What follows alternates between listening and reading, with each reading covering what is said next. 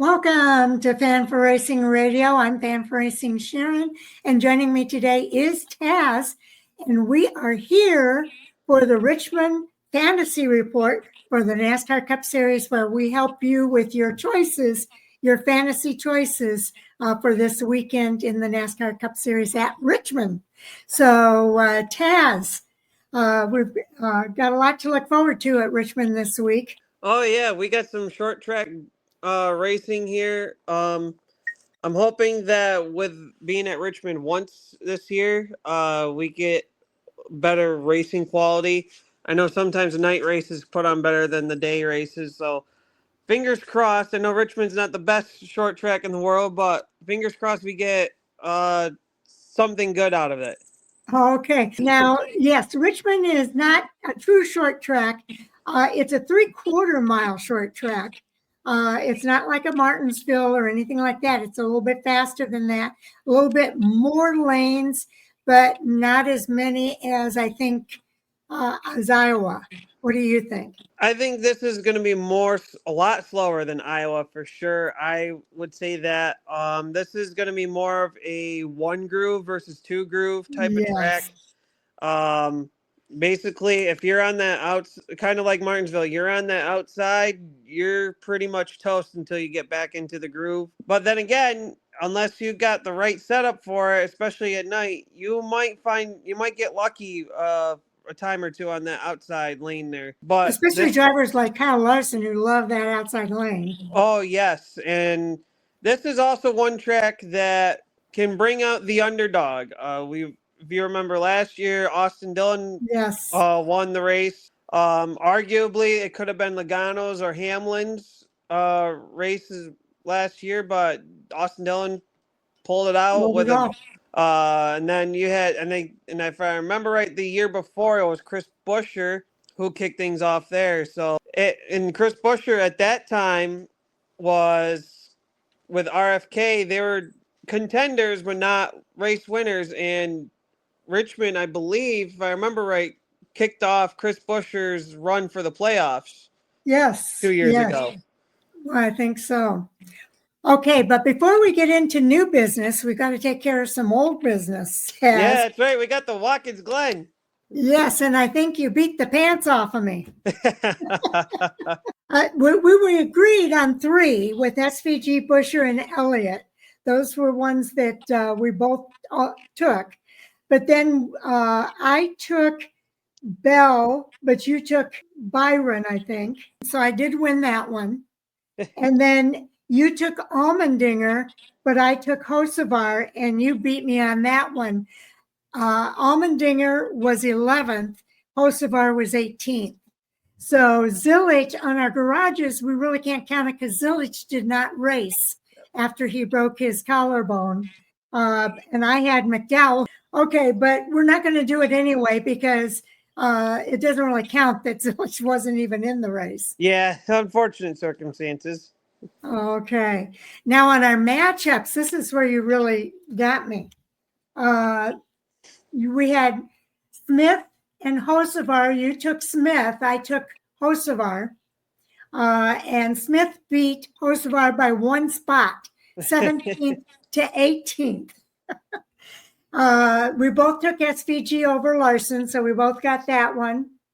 You took Byron over Chastain. Byron finished 4th. Chastain finished 10th. So I lost that one.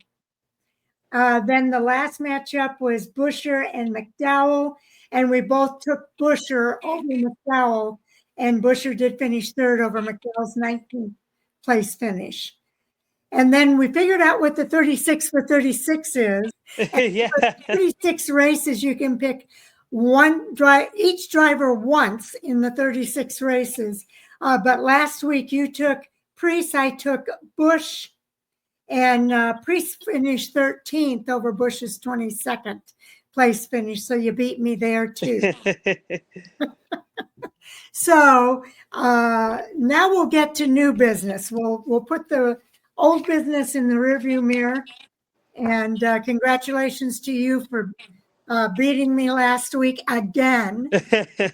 And then it just proves why you're the pro and I'm the moderator. I've had people say I'm usually a good luck charm, but at the same time, there's always that one week, and I feel like Richmond could be that barn burner that might get me here.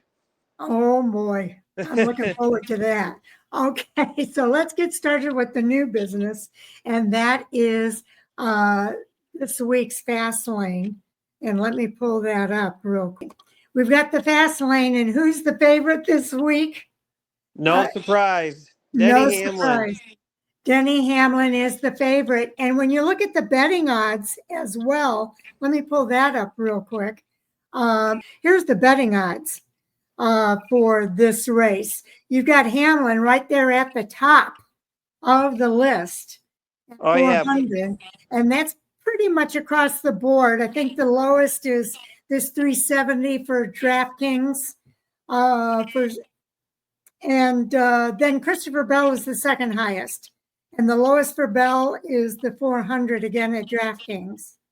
It looks like he might have that 350 from Caesars, but 350. Thank you. Yeah, I'd missed that. But that's like the only real close person he's got, because it looks like Larson is at least a 500 or 600 there, 700 or 800. So yeah, Bell's the only one relatively close to Hamlin on this deal. Yes, he would be the number 2 guy in my mind.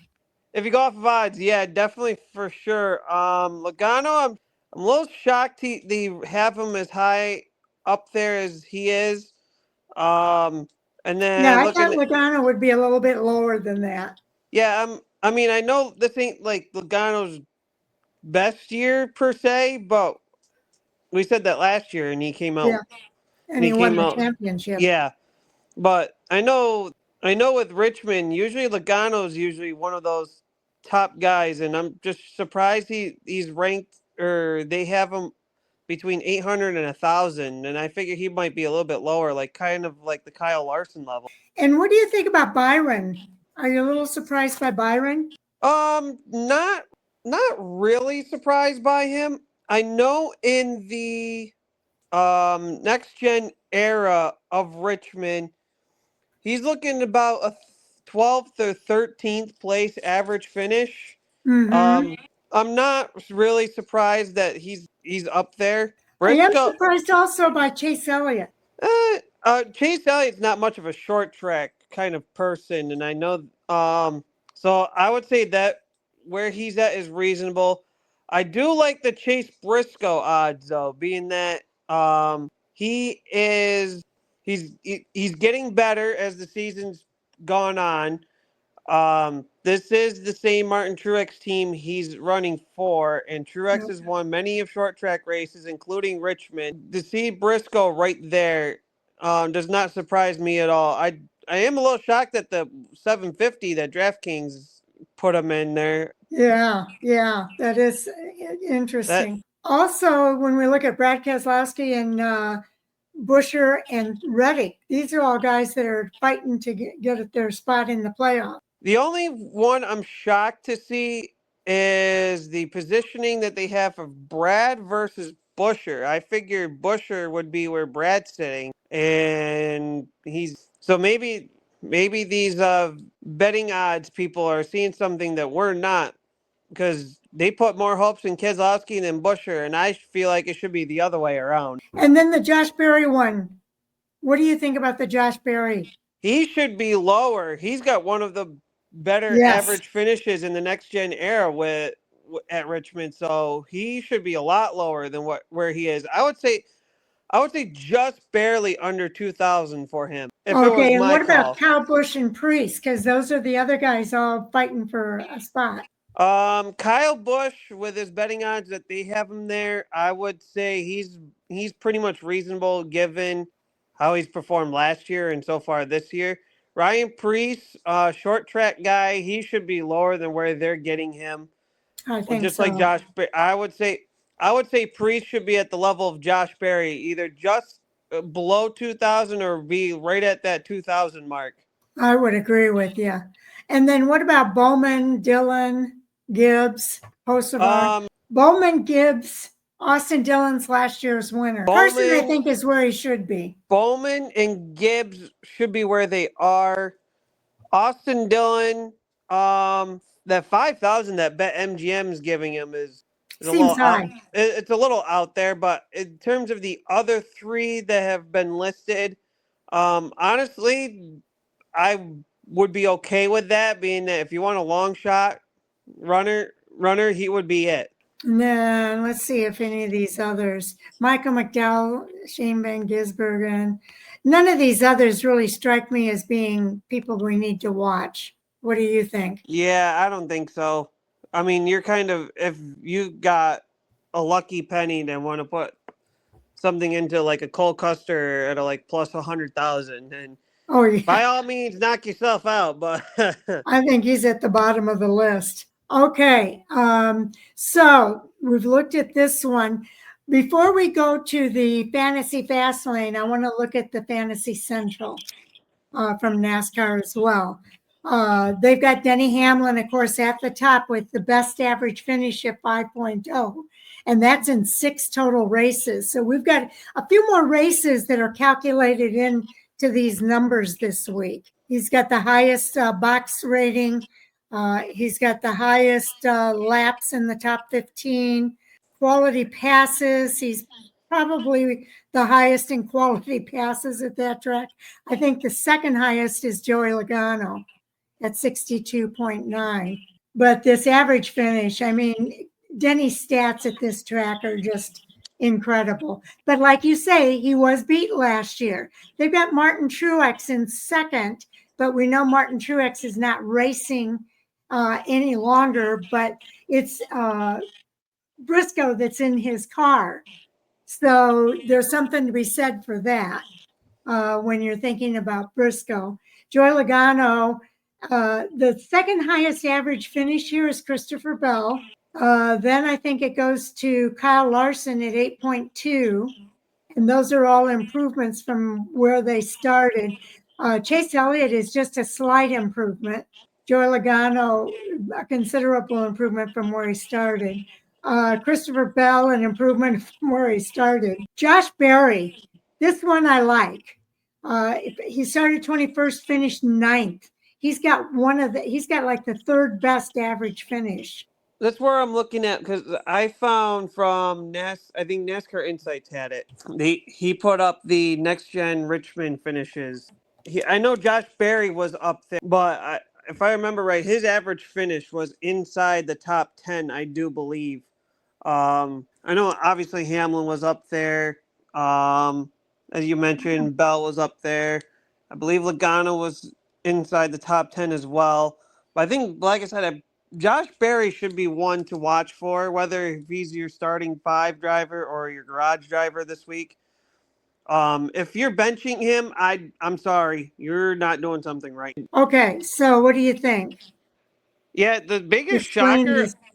So this is the average finishes of the next gen races at Richmond in the last 5 races there. The biggest shocker I'm kind of surprised about is probably Kyle Busch in that factor with an 11.2. And I know that the 2 9th place finishes, he was with Gibbs. And then it seems like he's performing better at the night races versus the day, because if you look at the 2023, the day race, he was 14th, and then he was on the podium for the night race. And then last year he had a 20th in the day and 12th at night. Yeah, 2 9th place finishes in 22. A 3rd place. Yeah, I think that pulls them up. But yeah, that is surprising. It's the same stat that's on the Fantasy Central box score page, though, too. And Austin Dillon, he's doing better than I thought he was. 14.2 for Richmond and next gen car. So yeah, look at Josh Berry. I was really happy to see that for Josh Berry. He had that 2nd place in 2023, and then in 11th and 14th, they gave him a 9th place average finish. And I believe that 2nd place, he was running Hendrick equipment at that time. Ah, Okay. I think he was. I want to say he was subbing for somebody, and I don't remember if it was Chase or Bowman that year. Well, for Chris Buescher, it's feast or famine. It looks like he had that 30th place finish in 23. If he's not top 10, which by the last 5 races he has finished top 10. Last year he was he's 18th. he looks like he's like a mid-pack driver. Interesting. Okay, if I scroll, can I scroll through here? There we go. You can see some of the other drivers that we were talking about and where their average finishes are falling in there. Yeah, Briscoe, I mean, he ran for Stuart Haas, so I don't know if that explains much, but being that he was in Stuart Haas equipment with a 16th average finish, I mean, that's not insanely terrible, I would say.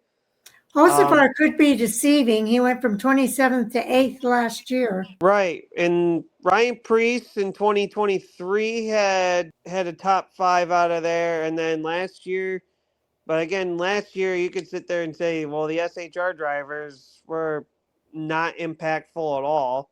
Other than that, nobody really sticks out hugely for this ordeal with the next gen. So anyway, there's some interesting stats here. Okay, so here's the box scores again. Looking at the average finishes, I think we highlighted quite a few drivers there. I think the top guys that we might be looking at are... Here's your middle guys. There's Chase Briscoe, Ryan Blaney, Ryan Preece, Alex Bowman, Ty Gibbs, Austin Dillon. All of those guys are right around the same area there. Keselowski. And then you've got down here, Allmendinger's way down here. Just trying to figure... Kyle Busch is striking me, and I don't know why. And 11.2. It's the same stat that Insights gave you. But he actually went backwards. He started at 10.5 and finishes at 11.2 for over 6 races. So that's compiling all 6 of those races into that information. Chris Buescher is up there. I know he would be one to look for. Dang, Chase Elliott's up there more. I didn't think Richmond was his better track. Yeah, that was striking me too. Yeah, that's why I asked you on the odds, because I knew he had that 9.2 average finish. I didn't think Richmond was one of his better ones. I thought Richmond was one of his worst ones, but dang, he's striking me. Yeah, he's up there. And William Byron's a little bit with him. He actually goes the wrong direction. He starts at 6.8 and finishes at 13.2. But as far as stats go, is at 88.2 compared to Buescher's 90.8. Same thing when you look at Keselowski just below him at 86.2. But yeah. Oh, wait a second. Josh Berry, is that the one we were looking at? What do you want me to look at? Chase Elliott. Yeah, Chase Elliott. What? That one struck me. Yeah, he's at 93.8. I think he kind of finishes where he starts, though. Brad Keselowski does improve. He starts around 19th and finishes around 11th. So I think those stats could be a little misleading. Average start at 19.3, average finish at 11.3. And we know he's shown some improvement. And Kyle Busch, you mentioned Kyle Busch. He's at that 11.2, but he goes backwards a little bit. Yeah, the betting odds, I don't know what they saw in Keselowski versus Buescher. They had Keselowski better, but your page here says Buescher's the guy to prefer over Keselowski. Yes, it is. It's hard to wrap your head around. And like you said, with Chase Elliott, you don't think of him as being a short track guy, but yet the stats don't support that. Yeah, that one took me off guard for a bit. That's a surpriser. I would say in my opinion, if you're looking for 2 points, guys, I would favor Elliott more than Larson, being that Elliott's been riding more of on the good momentum train versus Larson. But maybe Larson could turn it around this weekend. But I definitely would think about putting Elliott into your lineup for sure. Larson may be another one too if you really need points. And just below him is William Byron. That surprised me a little bit because he starts at 6.8 and finishes at 13.2. And I know William Byron is at a good couple of weeks. He has. So, if we carry this over, though, he is in the 90s with his box score at 93.3. Yeah, so I would personally, for me, if I were going off of how things have gone the last few weeks and you need points, I'd say Elliott and Byron. Larson, not a bad option. If you want to go with him, go right ahead. Consideration, I would say, based upon this, I would say Elliott and Byron could be considered as top 5 guys to run with. Okay. Well, let's look at the fantasy Fastlane experience. We know that Denny Hamlin is the favorite, and they say success at Richmond Raceway leans toward having experience. And this is an interesting stat. 12 of the last 13 races at 3/4 mile oval has been won by drivers over 30 years old, according to Racing Insights. Long run pace, tire wear could be coined as the drinking words this weekend, with the most recent Richmond race featuring 3 cautions, tied for the fewest in the next-gen era at a short track. Austin Dillon played the spoiler last year, so could we see an encore on Saturday? So let's talk about Denny Hamlin and his stats. This is Denny Hamlin. His odds are 37-10. Hamlin might get booed at his home racetrack, but he's maximized opportunities here. He's won 5 times at Richmond, with 2 of those coming in the last 6 races. The 11 car has cracked the top 2 in the finishing order in 6 of the last 8 Richmond events, including the last 3. He also won 3 of the last 10 short track races. And if you look at his stats, it's all confirmed right here with his 25 stats, 23 starts, 1 pole, 12 top 10s, 11 top 5s, and 4 wins. Yeah, Hamlin's on fire for this one. So I definitely start him for sure. There's no question about it. Yeah, Hamlin's in my garage as well. So I think that's a good pick for this weekend.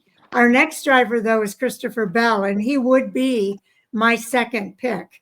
He drives the number 20 Toyota. His odds are 9-2. Bell is still searching for his first Richmond victory, and the key for him is going to be on pit road. He's been caught speeding at that track. Yeah, it says in each of the last 3 Richmond events, Bell has been penalized for speeding. So that's a soft spot for Bell. But in those 2 races, he rebounded for 6th place efforts, even after leading 122 laps last August. In 9 Richmond starts, Bell has a 7.3 average finish, his best at any oval. Yeah, Bell has this act for low-banked racetracks. And I thought Martinsville or like in New Hampshire or something would have been one of his better ones, but Richmond's his best one. So I'm sure he's been working on the whole speeding deal in this week, probably on the simulator and such. But I would definitely put Bell in there, and I'm sure he's going to be hungry for that Richmond win that probably feels like is eluding him at this point. I would think so. And he's really got to just watch that speed on pit road. They've got to get it right this year. Okay, next up, we do have Chase Elliott. He's the number 3 pick here. He's the 14-1 odds with Hendrick Motorsports driving the number 9 Chevrolet. Qualifying is going to be crucial as Elliott's still in the mix for winning the regular season championship. His 26th place finish at Watkins Glen did him no favors, but he has 4 top 5 finishes in his last 8 starts at Richmond. He missed the spring 23 race due to an injury. That's where Josh Berry came in. I knew it. That's where Josh Berry came in. You're right. Through 17 Richmond starts, Elliott has an average finish of 10.7. So what are your thoughts here on Chase Elliott now that you've seen all the stats? I mean, I guess if you want to go points-wise, Chase Elliott's going to be the guy here. I mean, that little fact right there just, I guess, proved my point. Okay. I definitely watch qualifying before you make your decision, I think. Yeah. I mean, Richmond's one of those, you need the track position to get there. Yeah, because he tends to, wherever he starts, he tends to finish around the same place at Richmond. So I would say watch the qualifying results, see where he qualifies before you make your pick. Yeah, I would be safer on that deal. Okay, now here's Joey Logano up next. He drives the number 22 Penske Ford. He's 10-1. Consider me crazy, but Logano seems get like a guaranteed spot in this weekend's in my lineup. He was a quarter mile away from winning last August at Richmond until he was turned. Oh, yeah, I remember that. He was turned by Austin Dillon. Everybody was in an uproar before finishing 19th because of Dillon's front bumper. Logano earned 18 top 10 finishes in 22 previous starts with Penske, including a pair of victories. If the number 22 team has a postseason push in them again this year, it could start on Saturday evening. And that's a good point. Yeah, I think Logano will probably look for a little bit of redemption from last year. He was on the cusp of winning that race pretty much, and then Austin Dillon's bumper tagged him, and that's all she wrote. So I would say Logano's looking for some vengeance here this year for Richmond, and yeah, I definitely would put him in your starting list. And I don't know why he said call me crazy. The dude ain't crazy at all. Dude, you're smart.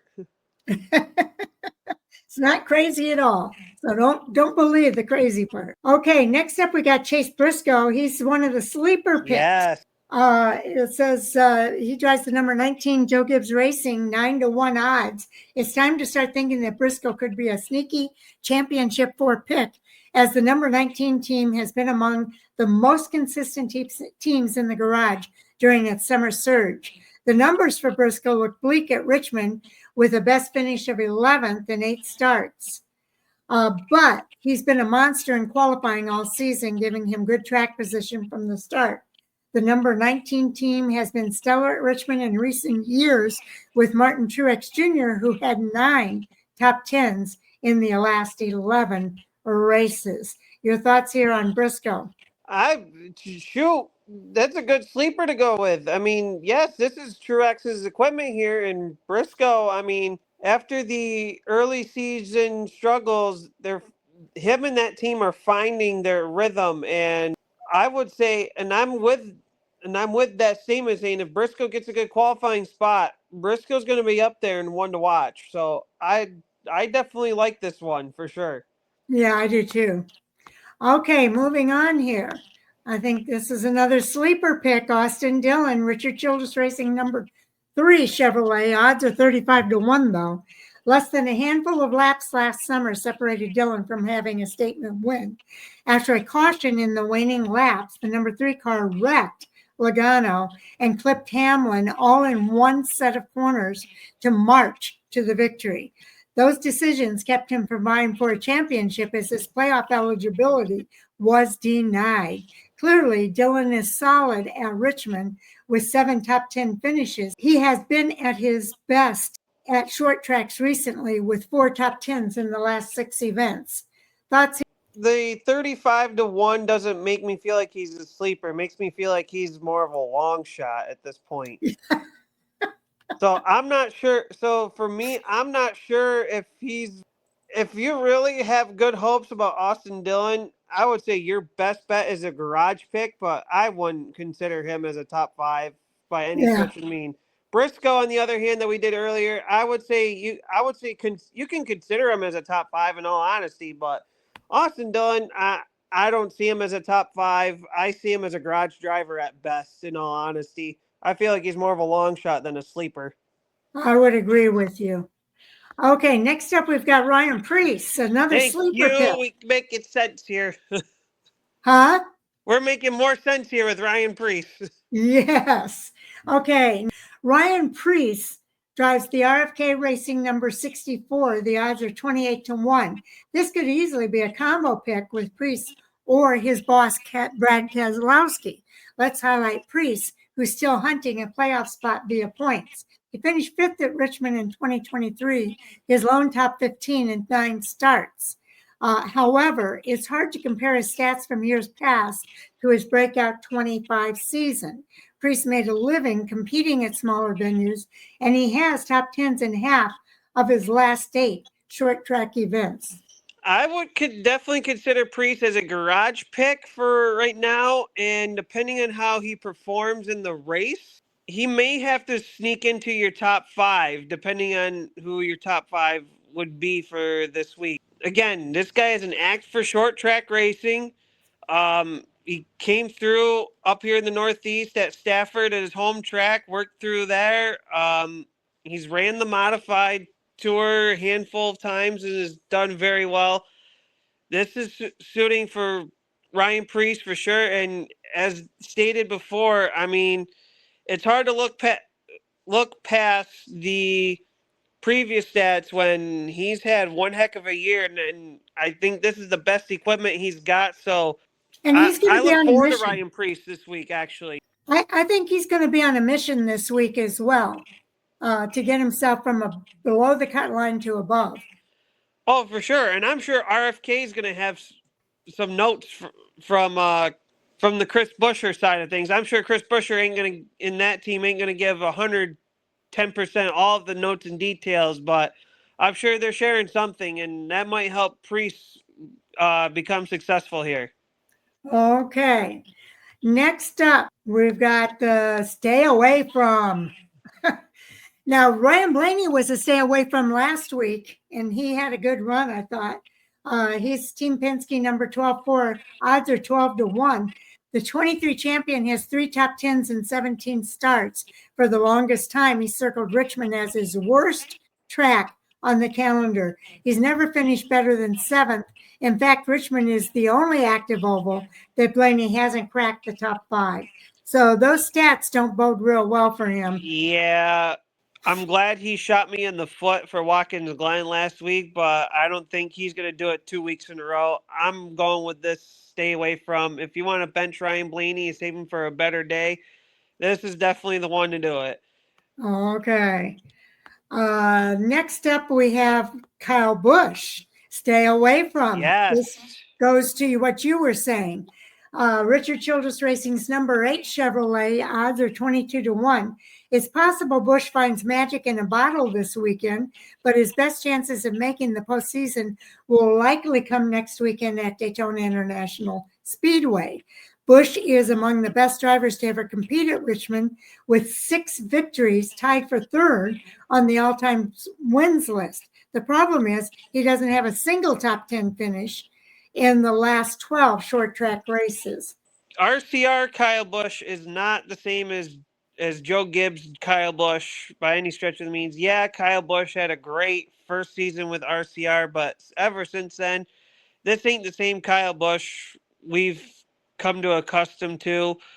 This is definitely one I would stay away from. Yeah, he's had success with those 6 wins, but that don't mean squat with how he's been last year and this year. So I'd put Kyle Busch off to the side for sure. Okay. Next up, Tyler Reddick. Stay away from. 2311 Racing's number 45 Toyota, odds at 28-1. Reddick is still looking for his first short track triumph. Both of his Richmond top 10s came in 2024. He placed 3rd in this race last year, leading 8 laps. Spanning the last 24 short track races, though, Reddick has just 3 top 10 finishes, meaning this isn't exactly his forte. Yeah, Reddick's not a short track guy, which is odd because he's getting better at super speedways. Like he's a guy to go for, but like in obviously road courses as well. But like short tracks just don't seem to fit his forte. So I definitely would save Reddick for a better track. I wouldn't consider him for your lineup at all. I would leave him in the dust. Okay. Now we've got our matchups. So before we go to the matchups, tell me who your top 5 are. All right. So I know I've looked at some deals, but I'm going to stick to it here. I think I took a couple shots on this one. For my top 5, I definitely went with Hamlin, Bell, and Logano. I feel comfortable with those 3. My other 2, I feel pretty good with this one. I'm feeling Josh Berry to be in my top 5 this week. And I'm staying with RFK here on this pick. I'm hoping that the night race will help him prevail. I'm going Chris Buescher in my top 5. Okay, you're going Chris Buescher here. Okay, that's interesting. Okay, now my top 5. I agree with you. Hamlin, Bell, and Logano definitely on the list. Okay, and I'm making a couple changes here. I'm between Elliott and Byron. I think I'm going to go with Chase Elliott on this one instead of Byron. Where do I see? Yeah, they're right next to each other, but I think Elliott has the better stats there. And he's been coming on as of late. And then for my 5th driver, I've been kind of going back and forth here. I think I'm going to take a chance. You took Buescher, I'm going to say Preece. So we agree on the first 3. You took Berry and I took Elliott. You took Buescher and I took Preece. So I've got Hamlin. Who's your garage pick? I took Ryan Preece as my garage pick. Preece is your garage pick. See, I'm going to say Briscoe is my garage pick. I almost took Briscoe from one of my top 5. He's a good short track. Part of me wants to put Briscoe in instead of Elliott, but I'm afraid to do that. I'm gonna put Briscoe in the garage. So what do you think? I like the Ryan Preece start. Briscoe having in the garage is not a bad idea either, because that's the Martin Truex team that had a lot of short track success. So, and with how Briscoe's been running the last few weeks, I like that one too. Okay, now we've got some matchups here, and I don't think any of these matchups are included, but you and I talked about it. I don't have a graphic to go with this, so I'm going to do this one first. Who's your pick, Reddick? What I did is I'm looking at the bubble. These are all bubble drivers that we know might have a chance at making it into the top 16 or are already there, or they're just above or just below the cut line, and they don't have a win yet this season. So who do you think is going to do better, Reddick or Bowman? Let's see. Reddick needs to survive. Bowman needs a win, pretty much. Both of these guys don't like Richmond, so this is going to be a toss-up. I think I would say I'm going to go Reddick, being that he basically needs to survive. I would rather try to survive than try to go all out and win. Okay, I think I would have to agree with you, Reddick over Bowman. Okay, what about Buescher and Preece? Oh, no. Buescher's won here before, but Preece has had... God, this is a coin flipper. Yeah, this is a good one. Wow, this is a real coin flipper. Based upon my lineup here, that's basically what my decision comes down to. I put Buescher as my top 5 over Preece, so I'll take Buescher on this factor. And I put Preece in over Buescher. I probably should have put Buescher in instead of Elliott, but I'm gonna stick with Preece. Okay, who's your pick? Kyle Busch over Gibbs. Kyle Busch and Gibbs. Gibbs did enough during the tournament, but after that, I feel like he's been kind of off the radar. Kyle Busch, I feel like, does better at Richmond during the night versus the day, as we saw with the stats earlier, in both years that he ran for RCR. So I'm going to take Kyle Busch over Gibbs. Okay, I took Kyle Busch also. Okay, Allmendinger and Keselowski. Who's going to have the better finish? Nothing sticks out for me of Allmendinger. I feel like we're seeing a long shot versus long shot, but my better long shot deal is going to be Keselowski. Okay, so we agree. There's only one that we don't agree on, and we're really torn on it, and that's the Buescher versus Preece. So that's going to be the one that's going to make the difference there. Okay, now then, let's talk about the matchups. We've got Larson over Denny Hamlin. Oh, that's Hamlin all day. That shouldn't be a question right there. Okay, so you're definitely Hamlin. Per usual, when these two are squared off with each other, it should be a tough one to call. but Deep Dive might say otherwise. Larson has been strong at Richmond with Hendrick Motorsports, finishing 7th or better in 5 of the last 7 races in the Commonwealth. Hamlin is a master on short tracks, though, and Larson's midseason slump is a real problem with an average finish of 19.3 over the last 12 races. So I got to go Hamlin also. Hamlin all the way. Okay, our next matchup, though, is going to be William Byron versus Christopher Bell. If Bell has a clean race, he should outrun Byron at Richmond. This is among Byron's worst racetracks, with just 1 finish better than 7th, and that came in April of 22 in 13 starts. So we've got Bell versus Byron. Who's your pick? I'm going Bell on this one. I didn't even consider Byron to be in my top 5, so I'm putting all guns on Bell, which means don't be speeding. Yeah, watch pit road, Bell. Okay, this one's going to be tough too. Here's another featured matchup. Josh Berry and Chris Buescher, the tale of 2 seasons. Buescher needs 2 strong races and no new winners, and he will earn a playoff spot. Meanwhile, Berry banked his playoff spot back in March and has a single top 10 finish since 19 races. Buescher won here in 23, and his back is against the wall in some ways, so the 17 should come out firing. So who's your pick here? Oh, boy. I have both of them in my top 5. Or Buescher and Berry. I have both of them in my top 5. Both are short track guys. I know Berry's more of the short track guy than Buescher. I feel like RFK is just slightly better than Wood Brothers, and I know Wood Brothers is kind of a 4th Penske car, but the only Penske success to come out of Richmond is Logano. That's not to knock on Berry, though. I'm going Buescher on this one. Okay, that's who I picked too. We agree there. So far, we're in agreement. Okay, now it's Logano versus Elliott. Entering this weekend, this is the toughest matchup on paper, while the defending series champion just has a pair of top 5 and 6 top 10 finishes through 24 races. He's elite at Richmond in finding consistent finishes.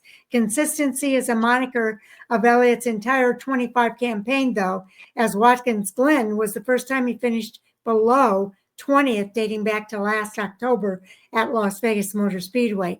Elliott should get the nod, they say. Logano or Elliott? I'm going Logano. This is a good matchup, but I like the Logano deal here. Logano's going to be hungry to try to get that win he should have had last year at this time, so I'm going Logano over Elliott. Oh, man. We agreed on every one of these. So I'm going to go with Logano as well. I think you're right. He was done wrong last year. I think he's going to want this one really bad. So I think he's going to have the better finish over Elliott. Yeah, I fully agree. I mean, Chase Elliott, not to knock on him, and I think he's a good matchup with Joey Logano, but I think Logano's success versus Elliott's is what's going to put him over. The tensions are going to be high. I think we might see some of what we saw last year. I don't think to the same extent that Austin Dillon did. Yeah. But I think they're going to be going door to door and bumping and banging. Yeah, especially for a few of those guys that need it. Obviously, we've said it, Buescher and Preece, but I wouldn't knock on Berry either. I know Berry's locked into the playoffs now for sure, but I still think Berry could make a statement. Just like SVG's made a statement on road courses, Josh Berry could very well do so. Christopher Bell could notch win number 4 for the season after being quiet after the early portion. Hamlin could knock win number 5 and be the most winning be the most winning driver so far. But Richmond could go either way. I mean, there's a lot of variables. We know that, but who won Daytona this year? The 500 was Byron. Oh, it was Byron? And I know Bell had a 3-race stretch after that, I think. Yeah, Bell went on a streak. Okay, so I think we're pretty much set for this weekend at Richmond. And now it's your turn, folks. You get to choose. We've given you some good picks here and who to stay away from. I'm kind of surprised that they did not have Larson up in the top 5 at all. Even though he has fairly good stats there, that skid that he's been on has really made a difference, I think, for people picking him. Yeah, it seems like after that Indy Coke 600 double is where we're seeing the struggles out of Larson, and yes, so I'm not surprised that he's out of the top 5, but at the same time, given his Richmond runnings, that he hasn't been considered to be much of anything for that he's for the got good experts to stats pick. at Richmond. He does have good stats at Richmond. When you look at this fantasy report, he is up there. He's got an average finish. It's third best average finish at 8.2. And that's in 6 races. But he's been on that skid, and I think that's what's kept people from picking him. And I mean, Watkins Glen is one of his stronger road courses last week, and he wasn't even a factor at all. Yes. So I think that's why nobody's picking him. He could be a sleeper in my mind because I do think he's going to come alive. It could be resting or testing. I'm not sure which. But I think Kyle Larson's going to come alive during the playoff. He very well could. I know there's a few tracks that fit his style, but only time will tell for Larson. That's all I got. Yep. More tale to tell when it comes to Kyle Larson. Okay, so anything more you want to mention before we move on, Taz? I don't think so. I think we've covered all the ground. We got our lineups and matchups set. Now it's just a matter of letting the drivers do the work. Okie doke.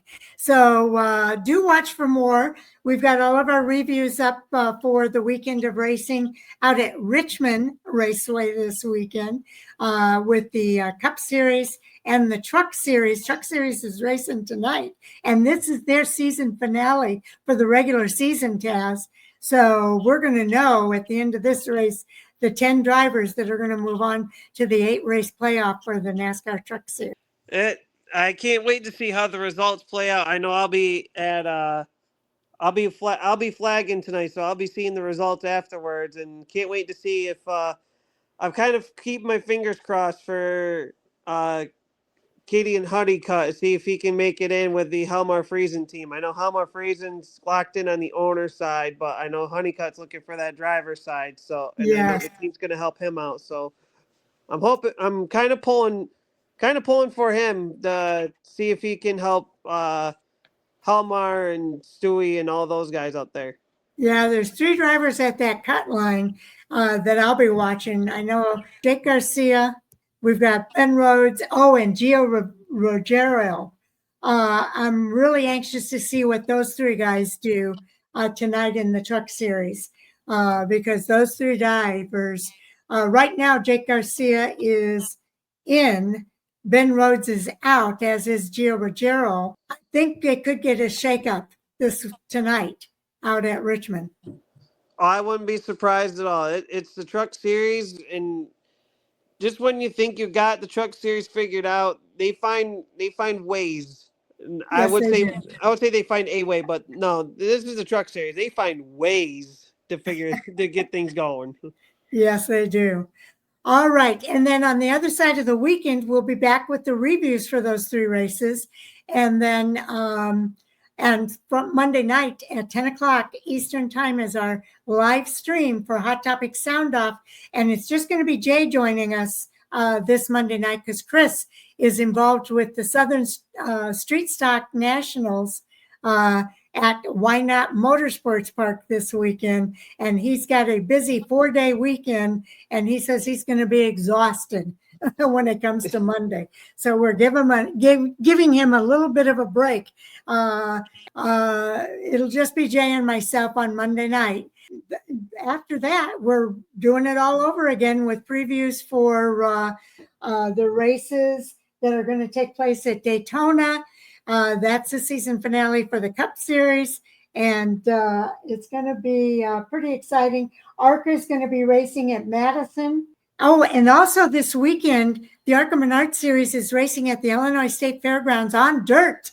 So that's going to be an exciting race on Sunday. If you're looking for a race to watch, tune in to FS1 for that Illinois State Fairgrounds race in Springfield, Illinois. It's going to be a great race. Oh, yeah, they put on something for the dirt. Yes, they do. So we can't leave without saying thank you, everybody, for tuning in. We appreciate each and every one of you, and we hope you'll continue to tune in as we continue to do reviews, previews, interviews, and more, and fantasy reports. Thank everyone for tuning in, and we're getting down to the wire. I know, it's exciting. I'm looking forward to the weekend of racing. Take care, everybody.